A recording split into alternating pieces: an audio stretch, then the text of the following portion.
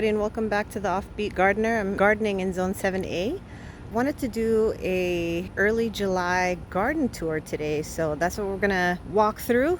So I think we'll start with the tomatoes. You can see I have 2 rows going down, so we'll talk about this side as side A of the cassette tape and this side is side B, because that's kind of how I did my initial garden tour, which I can link the video for that down below so you can catch the first one, just so you can kind of see where we started and where we're at right now. So this first tomato we have here is a cream sausage. It's a determinate tomato. There's a decent amount of fruit on here. They're basically like white paste tomatoes. We got a lot of blossoms too. It's looking really good. So one thing that I struggled with on this plant is blossom end rot, and quite frankly a lot of my plants had that for the initial blossoms. These were the first tomatoes that made their way onto the plant, and hopefully you can see it. There's some blossom end rot there, which is unfortunate, but I'm trying to take care of it with some Tums, which I'm planning on making a whole separate video on how I'm dealing with blossom end rot, so stay tuned for that. But these are, like I said, white paste tomatoes, but if you can see this one right here, that one is looking a little yellowish. That's what it looks like when it's basically ripe. So it starts off this color, and then it gets more and more light yellow in color as it matures. So there's that one. I'm not going to go through every single thing. I'm just going to kind of give you an update on everything. If you want what varieties I have in more detail, again, I'll link that tomato tour, the first garden tour, for you so you can see. And if you watch that one and now you're watching this, you'll see that there's 2 tomatoes in this bag, and I have that going on in a lot of the bags, and I will talk about that in another video as well, so stay tuned for that too. But here's one of my red cherry tomato plants. It's pretty tall. I'd say it's about almost 7 feet. There is a lot of fruit set and lots of clusters and blossoms. The problem I had with this, and honestly I was about to rip it out because it was just taking way too long. All of my other cherry tomatoes, like the one next door here, fairly down close to the bottom it was setting fruit, but this one, I mean, it's pretty tall, and it's not until we get like halfway up the plant that we start seeing fruit. So I was fully prepared to rip this out because it was just taking too long, but I decided to keep it in, so hopefully we'll be getting some red cherry tomatoes soon. So here we have the blueberries. These are blueberries. Lots and lots of clusters of fruit. We have blossoms. I mean, these are just beautiful. They're black on the top wherever the sun hits it, and then once it ripens it becomes red. And we have one that's blushing. Yeah, those 2 are blushing. We have one blushing here, so that's very exciting. This one's really coming along great. Pink Berkeley tie-dye we have next door, and there's some pretty big fruit there. This is a green zebra. It's coming along. The tomatoes are significantly smaller than I thought they would be. I don't know if it's just my plant or if that's how it's supposed to be, but that one looks like it's starting to ripen. It's blushing, and it's pretty small. I'd say it's about 2 inches across. So I don't know what's going on there, but I'm not sure if the tomatoes are supposed to be that tiny or if there's just an issue. I don't know. Some more tomatoes. All of my tomato plants are setting fruit or have set fruit. It's really exciting. Dr. Weish's. This is a Blue Beauty. You can see right there on that little baby tomato that we are starting to get some color, just like the blueberries, how they get like black shoulders and then the tomato ripens to whatever color it's supposed to.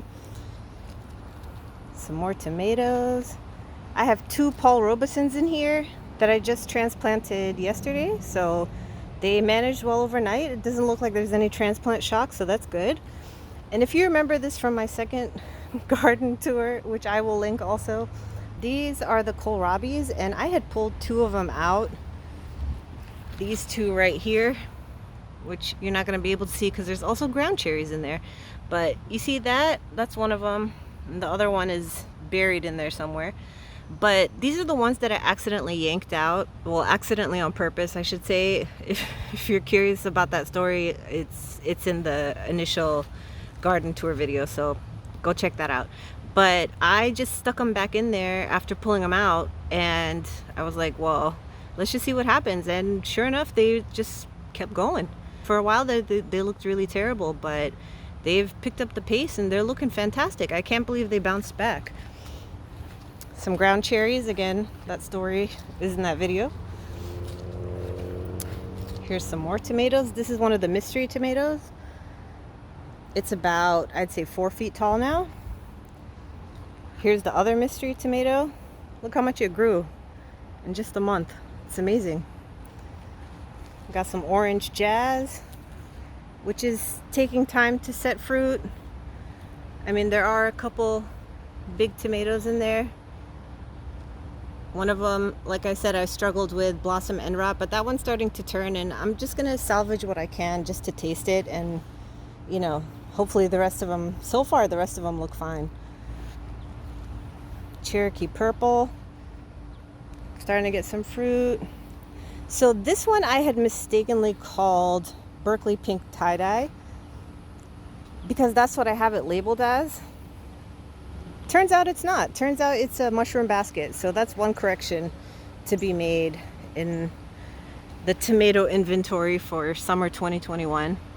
So that's a mushroom basket, as it turns out.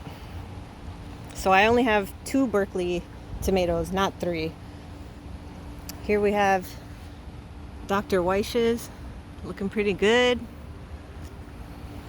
Ananas Noir is finally taken off. Here's that other mushroom basket. It's doing all right. White tomaso, which till now remains the only plant that I have not staked up. Got a big piece of fruit there. Yeah, I don't know what it is about this plant, but it really doesn't require any trellising or staking. It's been doing fine on its own. Wind and rain and everything, it's been good. And this last one here is Barry's Crazy Cherry. There's like a bajillion clusters on here. It's looking so good. And I have already picked a few tomatoes from down there. That first little cluster has some ripe ones. So I'm gonna cut back and pick the rest of them, but I wanted to show you guys. All right, let's talk peppers. These first 2 containers each have 2 cayenne pepper plants. We are doing great with the cayennes. So much so, you spot that red in there? We have some fruit that's ripening over on that side. So this is really exciting. I'm gonna dehydrate them and turn them into cayenne powder. Here is a red hot chili pepper. Again, I'm gonna dehydrate and turn into chili flakes. That's what I did last year. And here we have some jalapenos. I harvested one because I couldn't help myself. They're not fully mature yet. I mean, the jalapenos are on the medium side right now, but I harvested one because I couldn't help myself. I wanted to try it. I had never tried it before, so I took a bite, and sure enough, it's exactly what you think it is. It's a jalapeno with absolutely no heat. All it is just flavor. Speaking of more jalapenos, here we have some Tam jalapenos. This is a lemon spice. I think I always get this one and that one confused because they're both orange. One of them is orange spice. The other one is like maybe pumpkin spice. I don't know. But they're here and they're thriving. And then this last container has habanadas, 2 habanada plants, which if you're not familiar with a habanada, it's a habanero but without the heat, similar to the jalapenos. So we have a couple of those plants. They're fruiting now, so that's good. And I had just transplanted some more jalapeno plants. This was for my second wave. Then over there, all of these beauties are eggplants. Let's go take a look. Before we take a look, I just want to show you the zinnias that I planted. That one's starting to bud a little bit, so hopefully we'll get a flower soon. But there's a bunch of them and they're coming up. And wait for it. Boom! Look at that little guy. So cute. Got some more. But we're here to talk about eggplant, so let's go back to that. So these are all little finger eggplants, and I really had no expectations and had no idea what kind of production this would yield. I wasn't sure if I'd get like 5 to 10 eggplants off of one plant, or if I'd get only a couple, or if I'd get 100. I don't know. So I planted a lot just to be safe, because you can always do something with it, right? And they're flowering, as you can see. Pretty soon we're gonna have eggplants. Isn't that exciting? All of them are doing really, really well. Here's a little update on that little pitiful one that I had. It's doing really well too. Everybody's doing good. So here we have a variegated plant called Jigsaw. It's a pepper. And we are getting a lot of blossoms, even a little bit of fruit set at the top. Here I have 2 more Jigsaw plants right on this side. And you can see the peppers. They're very dark in color. They're almost black. But really it's like a deep, deep purple. I tried one of these the other day and it's extremely spicy for such a little pepper. This one I thought was a red hot. You can see it's getting red there. It's not. It's a cayenne. So note to self, be better with your labeling. Here's where I had all the radishes before, if you remember. And I cleaned that out. I refreshed the soil and I planted a second wave of beans. So I have my bean plants over there that are doing pretty good. I have the red swan, purple TP, and dragon tongue bush beans. They're fully mature at this point, so they're giving me beans, and they have been for a while. But I wanted a second wave, and I realized that 6 plants isn't enough. So here we are. This is like 1 week from when I put the seeds in the ground. So you can see how quickly they grow. This was that hot mess lettuce. So it's now a basil bed. So I have different kinds in here. I have lettuce leaf basil in the back. I have a Genovese basil, lemon basil, Thai basil. This big one right here up front is a store-bought one, so I don't know what variety it is. It looks like just a basic basil. And then this row right here, those are the pink celery. I just transplanted all of this maybe like a week ago also. And there's my okra. Still no pods. But that third seed that I put in there, it finally sprouted, so hopefully we'll have 3 in this bag. And speaking of beans, here's the purple TP. Aren't those beautiful? There's a red one in there. Dragon tongue bush beans are taking their sweet time to produce. I picked literally the first one yesterday and I haven't seen a mature one since. So I don't know what's happening, but the red swan and the purple TP are incredibly productive.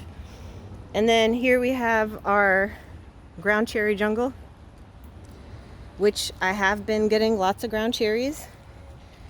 You can see that they're starting to ripen and fall. Some of them I try to catch before they fall because, you know, you don't want ants getting into it. But these plants, there's 7 here total. They're really tall, really bushy. I think the tallest one I have is about 5 feet. And last but not least, let's get a squash / cucumber update. This is a Tromboncino squash, and I have it trellising upward because this plant is supposed to get huge. You can see that it's going all the way up. It's a pretty tall trellis. I think right now the plant is at about, if I had to guess, like 12 feet. It's pretty tall. So there's that. But I want to show you guys what the little baby squash look like. Isn't that the cutest thing you've ever seen? And that little squash, I'll show you another one. You see it there? So tiny. There we go. Isn't that adorable? Well, these little squashes that are no bigger than like the tip of your finger are gonna grow to about like a yard almost, like 1 meter. So they're gonna grow pretty large. I'm very excited about that. Here we have the lemon cucumber, which just as of yesterday started setting flowers, so that's really exciting. And the Armenian yardlong that I had in here, you'll notice it's not there anymore. Well, there's remnants of it right there. It was just about at this height, and some fun backyard animal decided to chew it off, and it's dead now. But I did stick another seed in there, so I'm still determined to get those Armenian yardlongs. I don't know if like the universe is conspiring against me to not have them, but I am determined, so I'm just gonna keep planting seeds until something happens. Last but not least is the silver slicer cucumber, and we are getting some fruit set. How cool is that? Look at that. So this one's doing pretty good. I'm very excited about it. Cannot wait to get some fresh cucumbers. I'm so excited. And squash, of course. So that's the garden tour for early July. Again, I'm in zone 7A. I want to kind of give you the same pan shot that I gave during the first tour, so that you can kind of see where we're at compared to last time. But thank you so much for watching. Please like and subscribe, and I will catch you in the next one. Bye.